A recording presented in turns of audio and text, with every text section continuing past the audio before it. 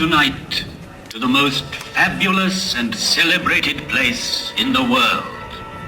Here on the plateau of Giza stands forever the mightiest of human achievements. No traveler, emperor, merchant, or poet has trodden on these sands and not gasped in awe. The curtain of night is about to rise and disclose the stage on which the drama of a civilization took place. Those involved have been present since the dawn of history, pitched stubbornly against sand and wind. And the voice of the desert has crossed the centuries.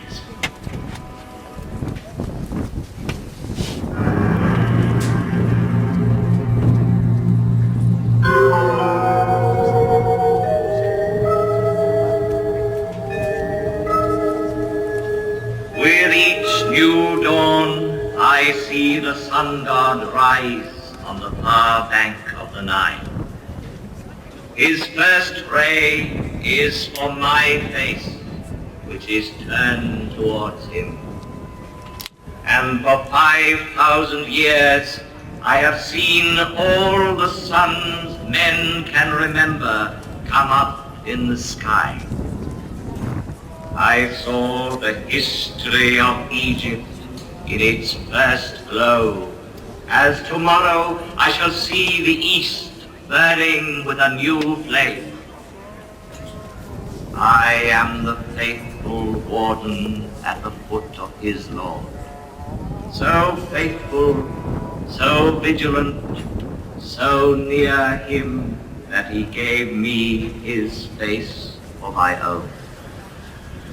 I am a pharaoh's companion, and I am he, the pharaoh.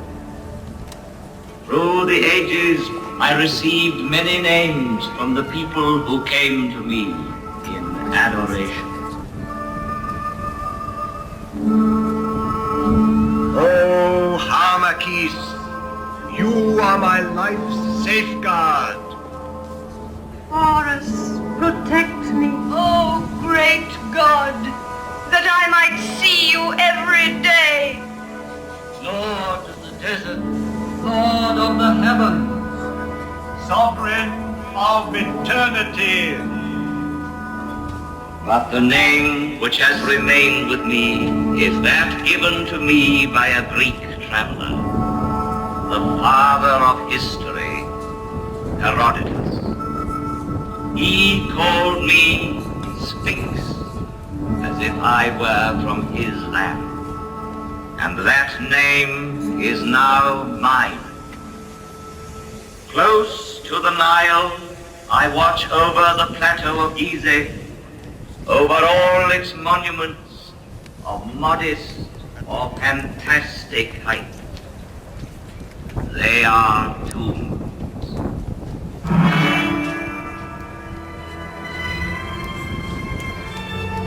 Civilizations are like islands on the ocean of barbarism. Over this one, the Sphinx has gazed and watched for 5,000 years.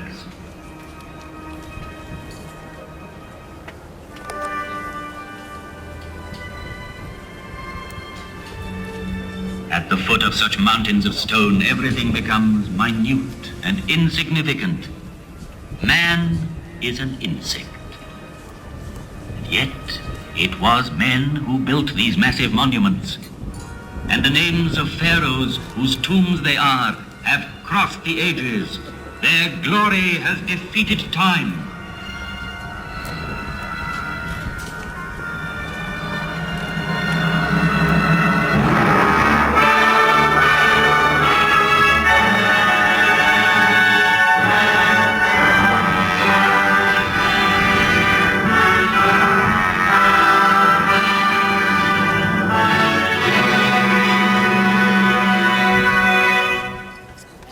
This is the tomb of Giza,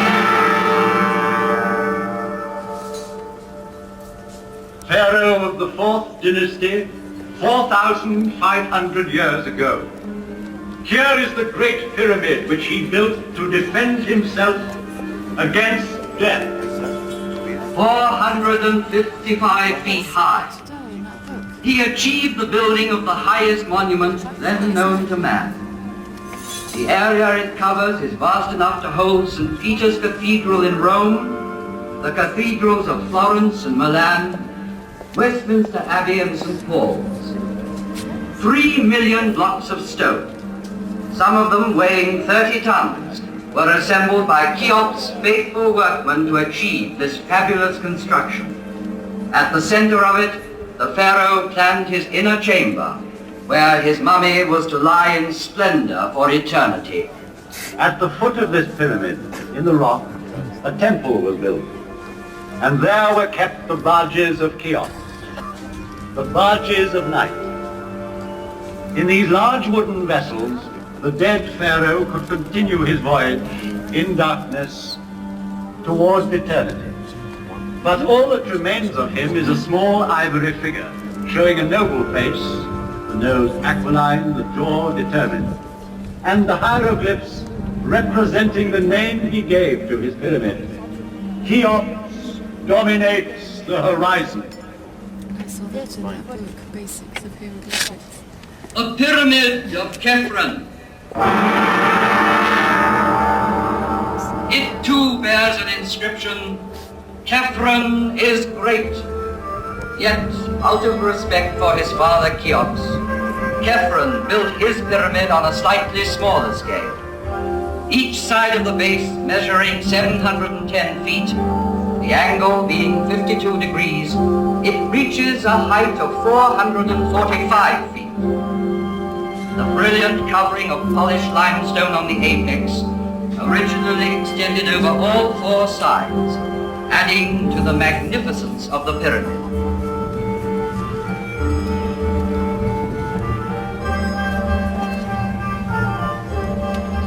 The face of Khephren has come down to us sculpted in green diorite streaked with white, a rare stone he brought back from an expedition. Here he is, close to us, in the guise of the Sphinx, carved in rock near his tomb.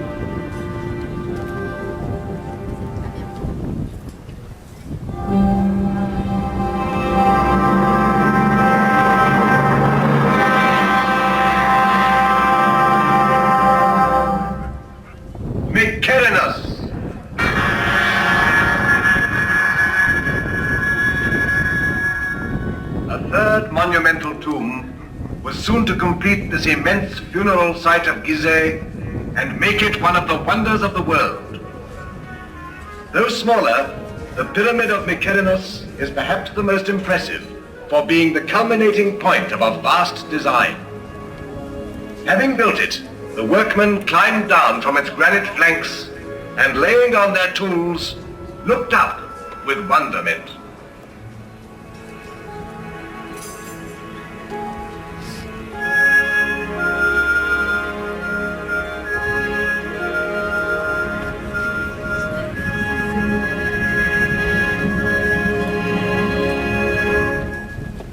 Great and powerful was Memphis, the capital city in the plain which joined Upper and Lower Egypt. Great and powerful were the pharaohs, who on this side of the Nile built for eternity. Its aim accomplished, the fourth dynasty collapsed.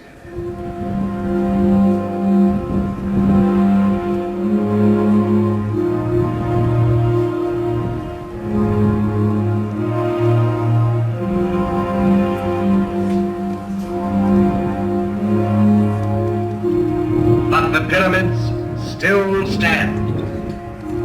And the inscription on the one that completed the design claims, "Divine is Mykerinos."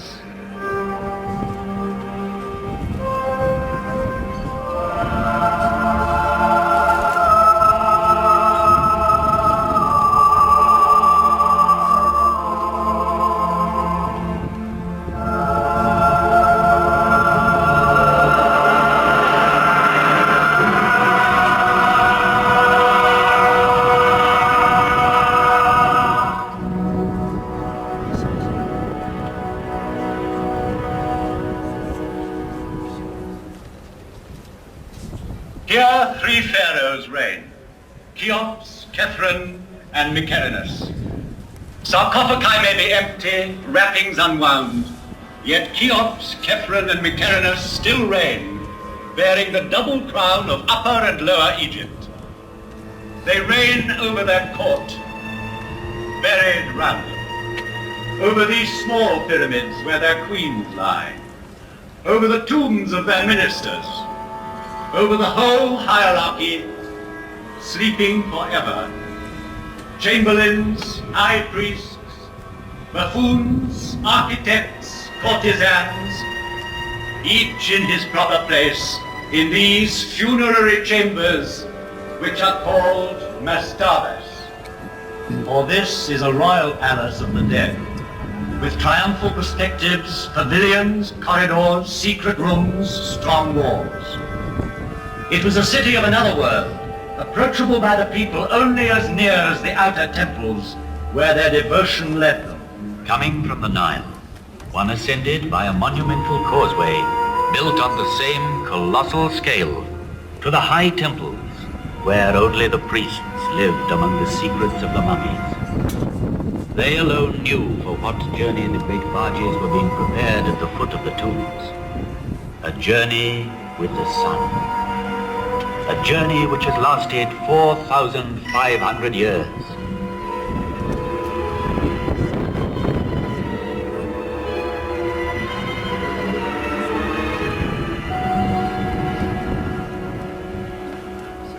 In the maze of this necropolis, let us stand by a tomb like 1,000 others, that of the mother of Cheops, and in it, by the litter, marked with golden hieroglyphs, which she had prepared for the eternal journey by her son's side.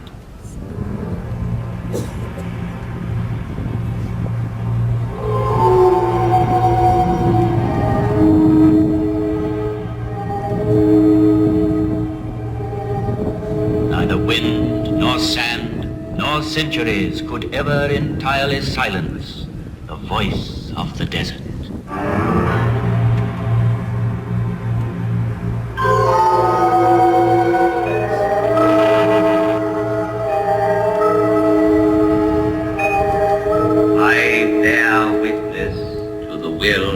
Cheops, my father, to defy time forever. I saw Antony and Cleopatra pass, Alexander, Caesar, and Napoleon paused at my feet. I saw the ambitious dreams of conquerors whirling like dead leaves. As my motto, I chose an Arab saying, "The world fears time, but time fears the pyramid."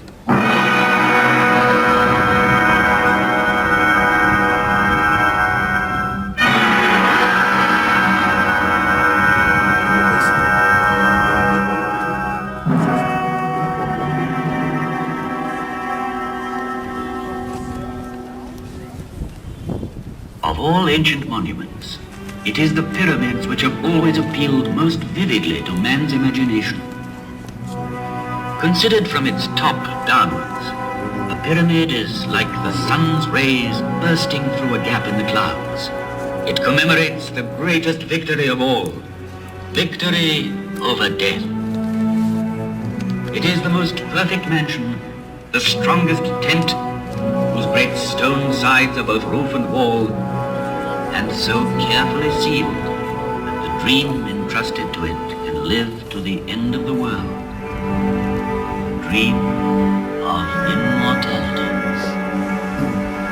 To achieve this, embalmers prepared the body for 2 months, emptying it of all but its heart and kidneys.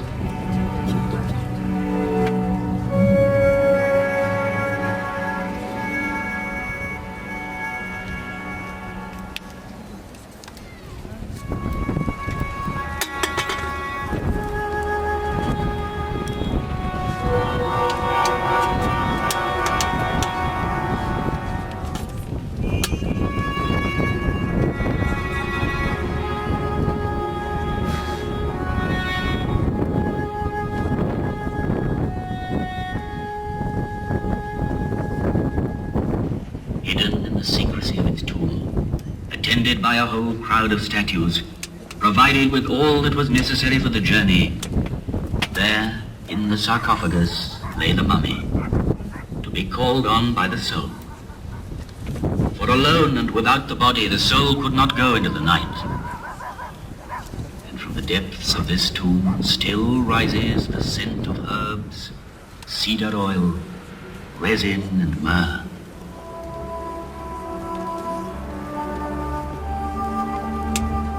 But the pyramid is also the perfect combination of simplicity and magnitude, and the interplay of its angles makes the best harmony of shape and volume. It is architecture's purest achievement, because it relies on the straight line alone. Never has the straight line been drawn with more mastery, skill, and strength. Homage must be paid to Imhotep, the learned, who in Saqqara conceived and built the archetype of pyramids. Made up of 6 mastabas, it rose gradually in a broken line of steps. The idea had been born. Calculations had begun. The perfect form was there.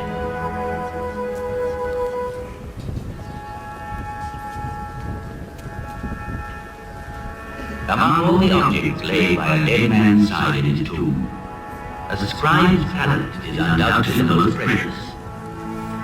From it were drawn the hieroglyphs representing the figures which made possible the fabulous calculations ordering these mountains of stone. A lotus flower for 1,000, a finger worth 10-fold, a tadpole for 100,000, and the scribe's 2 hands joined in prayer for 1,000,000.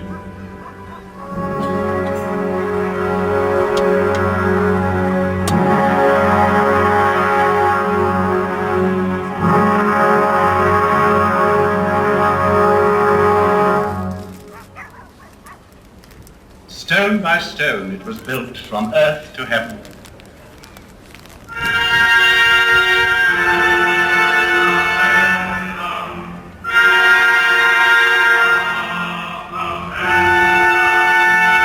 It was built in a pharaoh's lifetime by 100,000 workmen, united in a mighty surge of faith. Each stone averaged 2.5 tons in weight.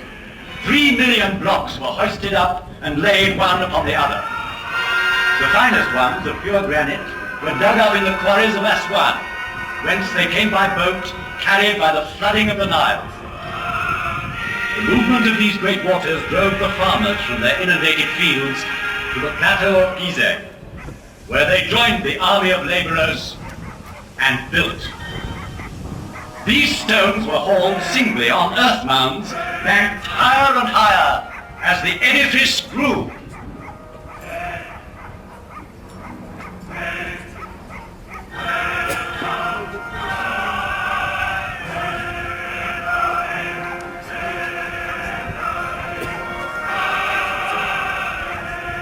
In front of such superhuman effort, can one believe in the legend of the whip? It needs mystical fervor to build a pyramid. Faith. Those who worked here deserve not our pity, but our deepest respect and admiration. They lived through one of those rare times when man knows with absolute certainty what he has to do and where to go, because he believes. Here man thought that death was vanquished.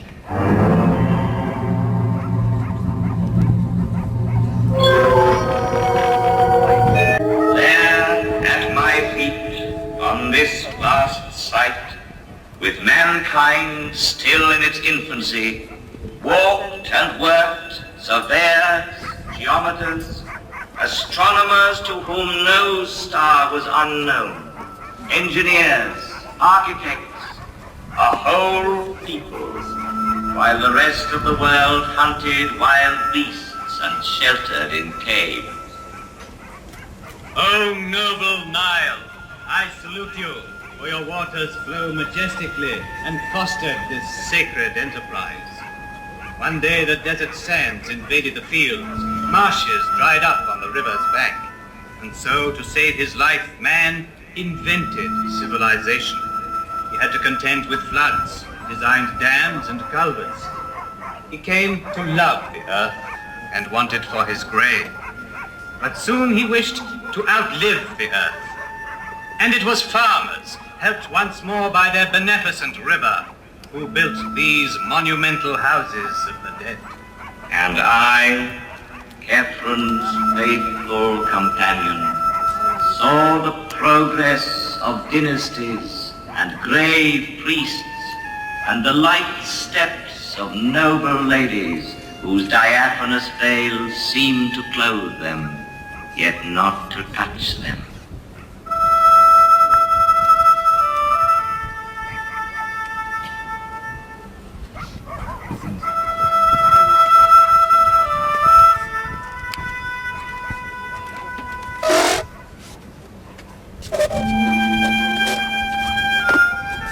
Do you remember the story of the falcon that stole a sandal while the women were bathing? He snatched it in his beak and by chance dropped it near a pharaoh who was giving audience in his garden. So slender was the sandal, so small its size, that the pharaoh wished to see the owner.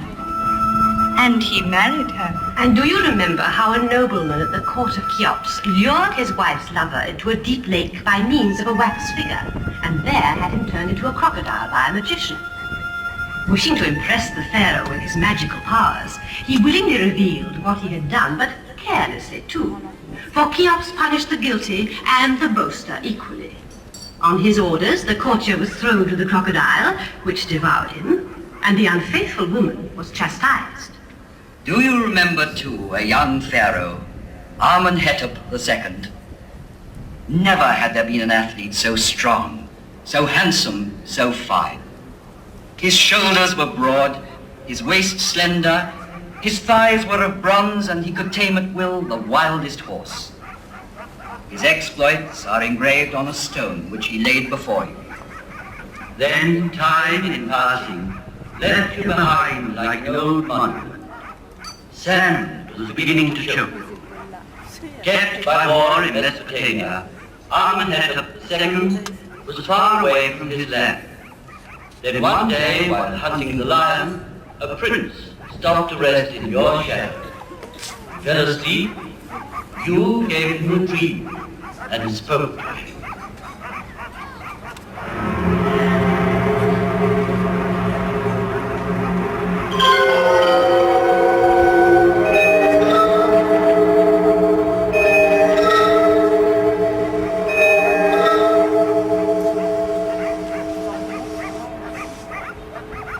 Cast your eyes upon me, my son. Listen to me, and the white crown and the red will be yours. The crown of Upper and of Lower Egypt. Yours will be the land in its breadth and length. Do you see how I am forlorn? How my body is neglected? I, the master of the plateau of Giza.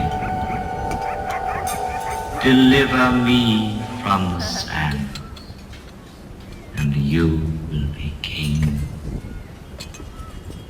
When he woke up, the young man obeyed, delivered you from the sand, was crowned as King Thutmose IV, and had engraved between your forelegs the dream you inspired him with. And then there was great rejoicing.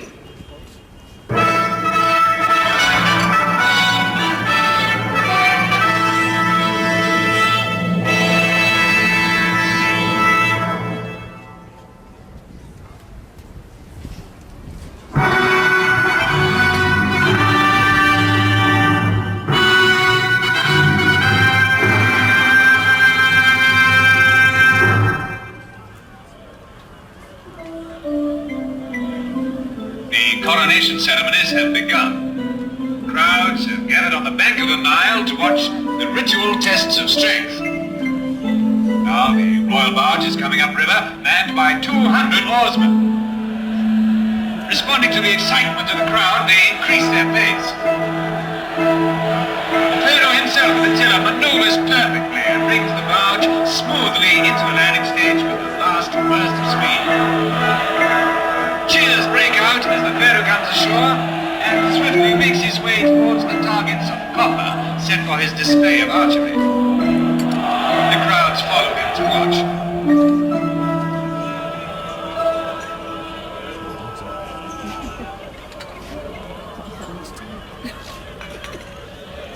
Here, while he waits for his bows to be brought, his eye is caught by the bucking of a half-tamed horse, and he harnesses it to his chariot. There is a gasp in the crowd, but the Pharaoh is holding the reins tightly and curbing the horse to his will. He drives it round the dais, then brings it quietly back to its route. Loud cheers!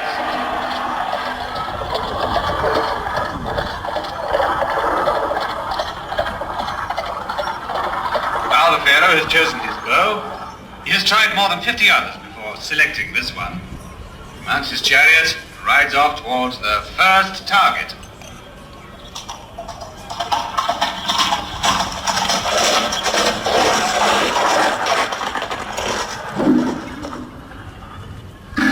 The arrow has gone straight into the center. And again. And now his last arrow hits the target and goes straight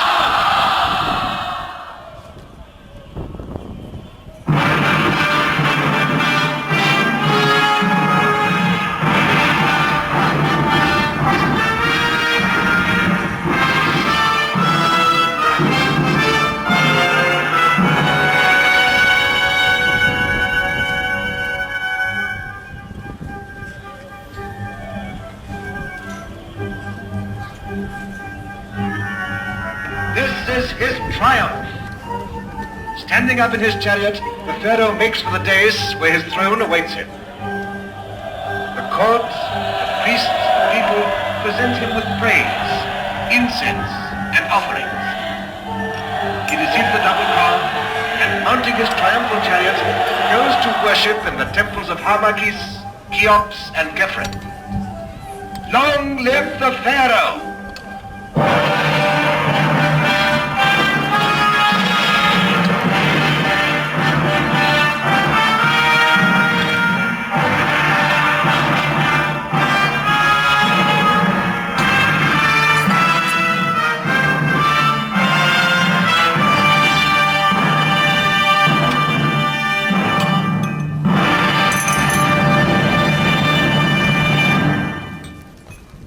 The monarch's reign has ended.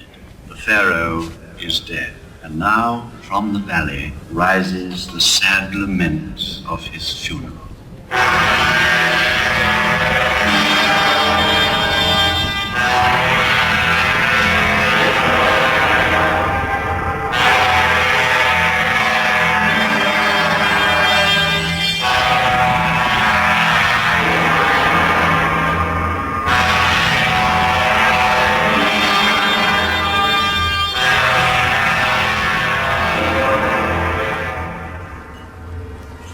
Pharaoh is at rest in his coffin made of wood, adorned with gold and precious stones. The ceremony at the lower temple is over, and ascending the causeway, a funeral procession nears the tomb, escorted by princes, high state officials, and priests.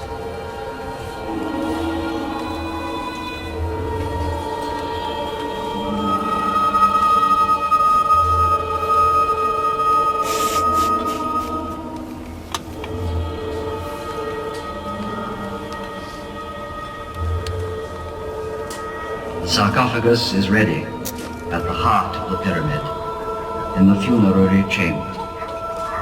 And everything has been prepared for the crossing of the lake, which leads to the gates of the other world.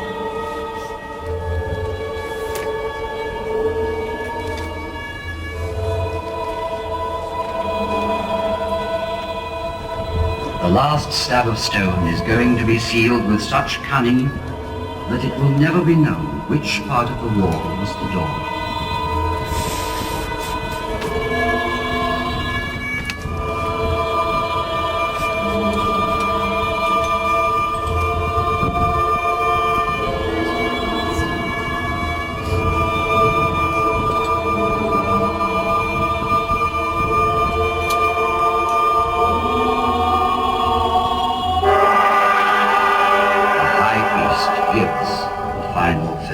Thou, King, thou leavest us not dead, thou departest alive. If thou goest, thou shalt return soon. If thou sleepest, thou shalt awaken. If thou diest, thou shalt walk again. Thou, who hast ridden to the undying stars, thou shalt never disappear.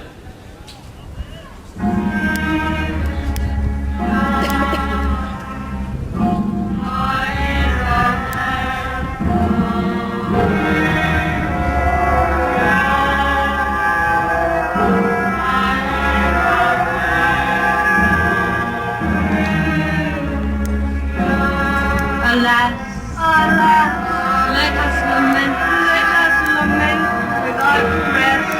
O glorious traveler into eternity, thou art now captive.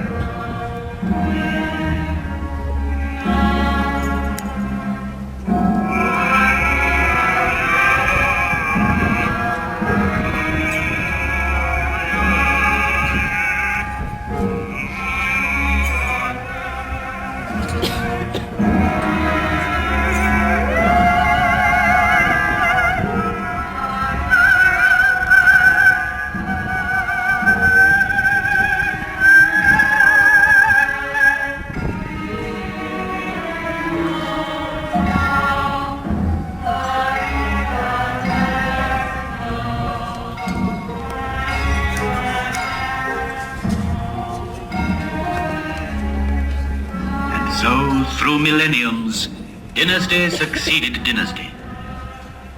But among all the monarchs of ancient Egypt, none is more appealing than this young pharaoh, a poet and a mystic, who followed Amenhotep III. Civilization in its splendor had spread southward step by step, making the valley of the Nile like a triumphal way, bordered by the papyri of learning, furrows of prosperity, terraces of peaceful living and deep meditating tombs. The flame of knowledge had passed from Memphis to Thebes.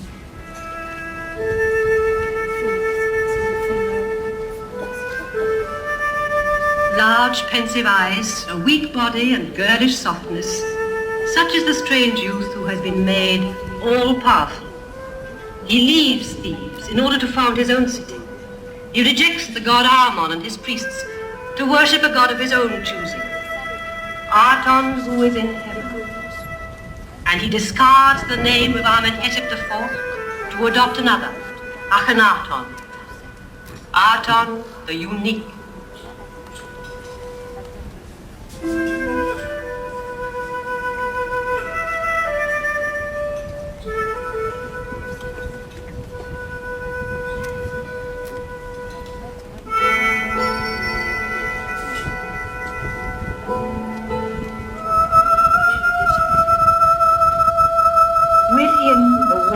Surrounding the royal wives fall.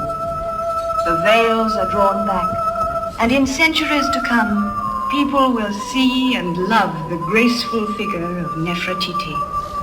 She was by his side in his struggle to establish the new faith. Of this faith, she was like a reflection. Her radiance inspired sculptors. Thus, the image of her beauty came to us in stone. 30 years old, and he died. 3,300 years ago, he wrote and recited this prayer.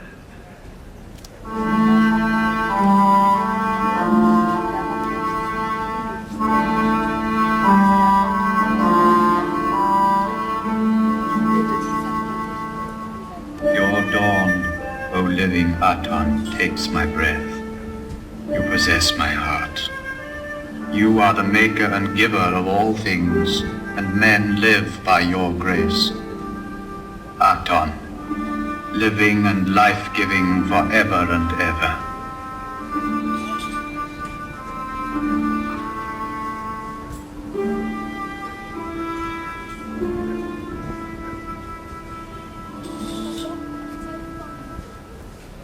Their love lasted but a season, the time of a bloom called Nefertiti. Yet there is sadness still in the hearts of men. His successor's name was to have been Tutankhamun. He chose to be known as Tutankhamen, after the old god of tradition. Frail and tender, Tutankhamen died not yet 20, after a reign of 6 years. But 3,000 years have not yet withered his fine, youthful face, nor tarnished the treasures gathered round him in his unfinished tomb of the Valley of the Kings. Today, the world marvels at them.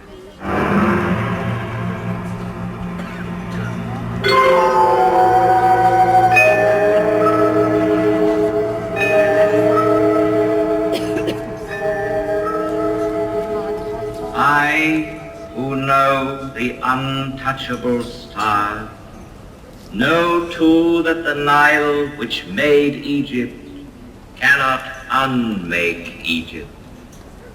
I saw conquerors reflect before me and bow their heads. I saw Alexander the Great, handsome as a barbarian, thoughtful as a prophet. Here, somewhere in this earth, he rests, awaiting resurrection. I saw Caesar one evening. He feared the sun. Our last queen, Cleopatra, bore him a child, but Caesarion was not a true pharaoh and died before ascending the throne. I saw Napoleon and his burning eye. Centuries passed over my forehead, yet those great soldiers raised no more than dust. I have known years of despair. An irascible emir of the Middle Ages disliked my smile, thought it pagan and ironical, and so had me disfigured by his artillery. Then children found me ugly. No longer did anyone come and pray at my feet or listen to me. The keys of old Egypt were lost. I was nearly buried in sand. All our knowledge, our very soul, rolled in thousands of papyri, was sleeping unknown and unintelligible in dark and silent tombs.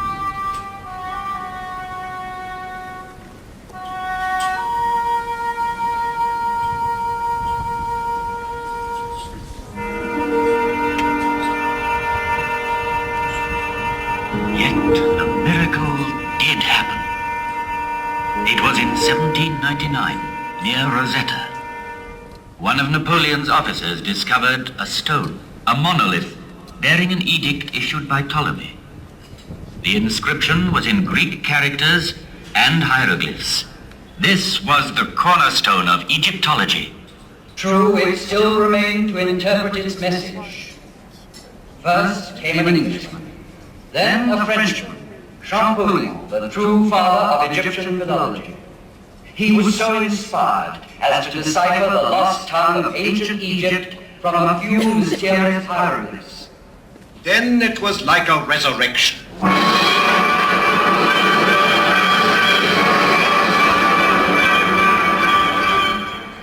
All at once, from the funerary chambers to the peaks of the pyramids, hieroglyphs were born to a new life. Herons, lotus flowers, fishes, hares and drakes, the mysterious characters suddenly woke up, fluttered and sang like creatures of the fields as the sun rises. It is as if in answer to a celestial call of trumpets, all Egypt had risen from its grave, young and immortal. Young, immortal, and rich in beauty, like Nefertiti.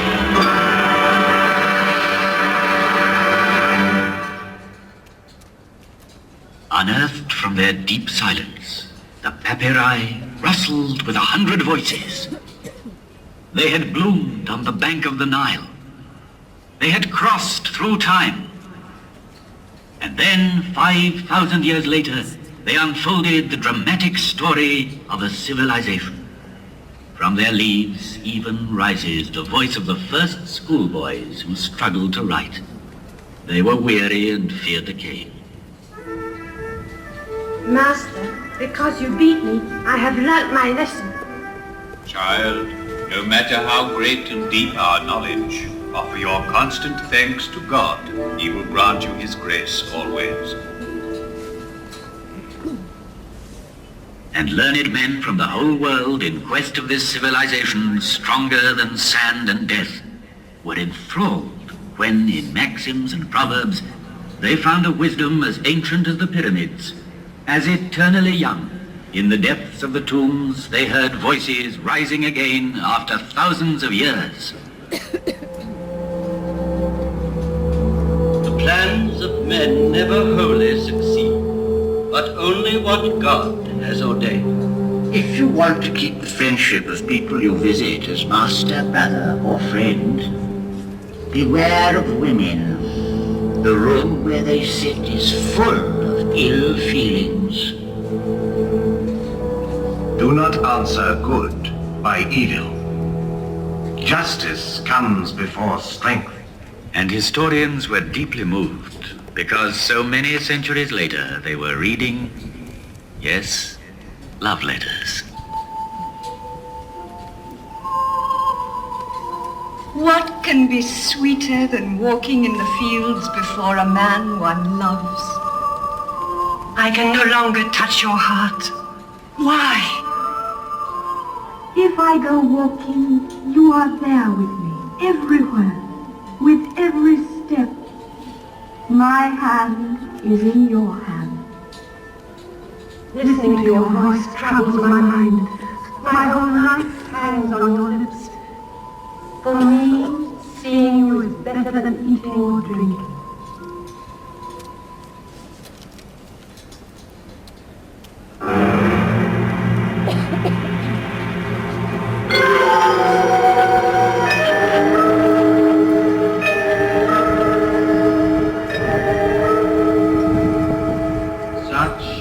My message from the depth of the ages. Girls' voices, the voice of wise men, of children, the voices of ancient Egypt. And if those voices sounded familiar to you, it is because their first echo had already reached you through Greece and Rome, Christianity and Islam.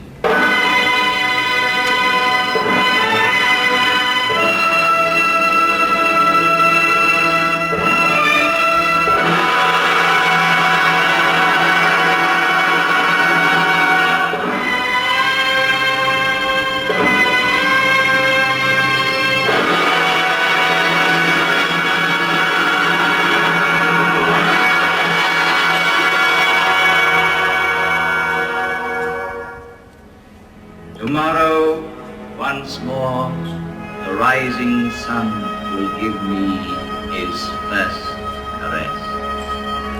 Thousands of other suns shall rise again, and man's oldest achievement will remain the highest, the purest.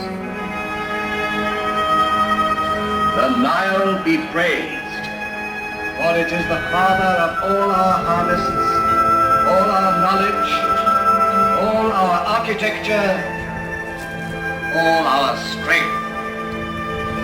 The Nile be praised. From its banks came one of the 7 wonders of the world. The Nile be praised, for it bears tomorrow's prosperity and happiness. The Nile, river of hope, from Aswan to the Delta. The Nile, which is not a grave, but a cradle.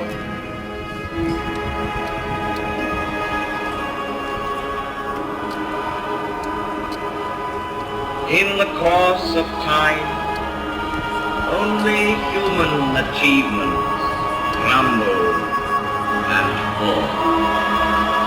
But the spirit which conceived these monuments